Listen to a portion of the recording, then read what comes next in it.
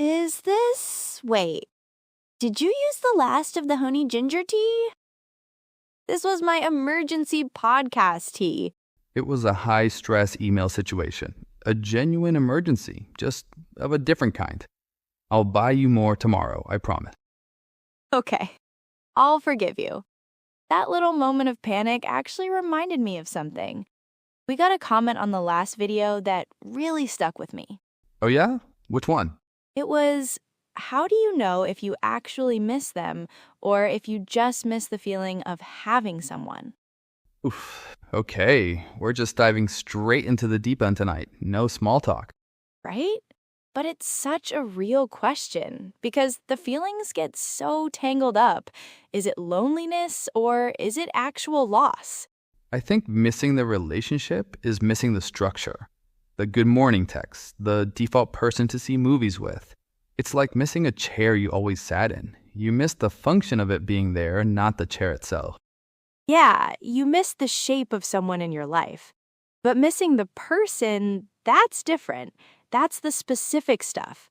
The way they mispronounced a certain word and it was too cute to correct. Their terrible singing voice in the car.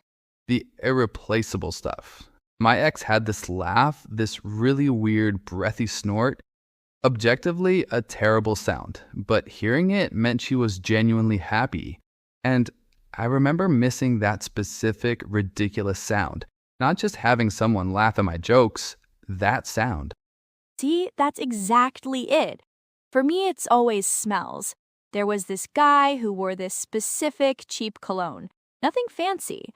But for years after, if a stranger walked past me wearing it, my whole body would have this visceral reaction.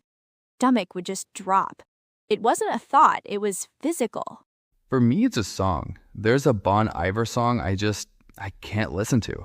It instantly takes me back to one specific night, sitting on the floor of my old apartment, windows open in summer, like a time machine. Oh, but wait, what about borrowing their hoodie and it just smells like them? Not their perfume, just them. That one haunts me the most. Yeah, a ghost in your closet. But, and I know you're going to push back on this, I actually think sometimes you don't miss the person at all. You miss the version of yourself that existed when you were with them. No, I genuinely don't think that's the same thing. I get the idea. Your identity was tied up in that chapter of your life. But I think you're using nostalgia to explain away something more specific. The memory is just the key. It unlocks the feeling of missing their actual presence. The song isn't the point. The person who shared the song with you is. I hear you, but I don't think I'm wrong either. I think both things can be true at the same time. Your brain is doing two things at once. It's missing them and grieving the version of you that doesn't exist anymore. I don't think we have to pick one.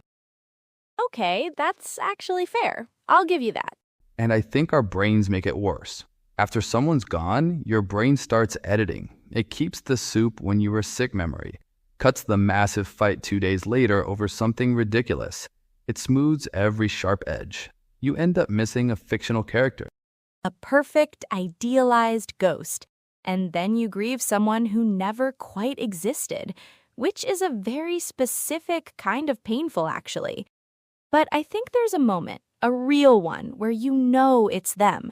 Not the relationship, not the nostalgia, just them. For me, it was months after a breakup. I was telling a friend a funny story about my ex, the specific nerdy thing she used to do. And as I told it, I started laughing, and then this wave of sadness just hit me. Not because I wanted the relationship back, I really didn't. I just missed her specific brand of funny. I missed her presence in the world. Mine was a stupid meme. A dumb niche meme about a show we both loved.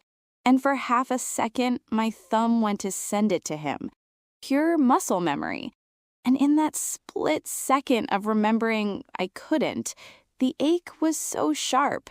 It wasn't loneliness, it was just the one person who would have gotten that specific joke was gone. The shared language. Exactly. The shared language disappears with them. So what do you actually do with that feeling? When it's 1 in the morning and you're just swimming in it, how do you not send the text? I've tried fighting it, and it just makes it worse. I think you just have to let it be there. You say, okay, I'm missing them right now. This is real. It hurts. And then you put your phone on the other side of the room. The phone thing is non-negotiable. You put it away and you feel it, but you don't feed it. Maybe you write it down. Maybe you put on a movie they would have hated. You just observe the feeling, like watching something move past you. You don't have to chase it or drown it. And it'll come back, by the way. You won't just be over it one morning and that's it forever.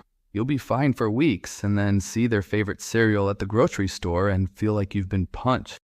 Right, and maybe that's not the worst thing.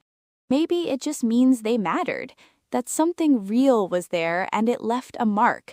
You don't have to be over it, you just have to keep going alongside it. I don't think there's a clean answer to any of this.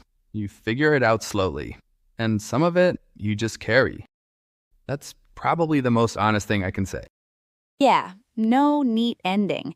Just two people talking at midnight with no honey ginger tea. I'll get you the tea, I promise. That's all I ask.